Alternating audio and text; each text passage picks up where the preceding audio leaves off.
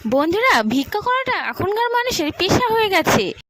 হাত পা ভালো থাকার সত্ত্বেও মানুষ ভিক্ষা করছে এখন। এই মানুষটা এক হাতে ভিক্ষা চাচ্ছে আর এক হাতে সিগারেট টানছে।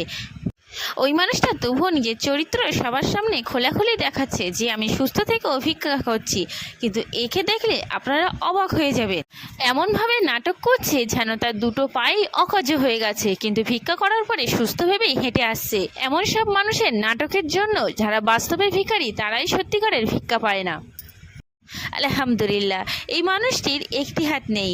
সে একটি হাত দিয়ে নিজের একটি ছোট্ট রেস্টুরেন্ট চালায়। সে কারোর কাছে কখনো এভাবে হাত পাতে না। জানি দুনিয়ার মানুষ কখনো কিছু দিতে পারে না, এক উপর আল্লাহর কাছে ছাড়া কারোর কাছে কখনো হাত পাতা উচিত নয়।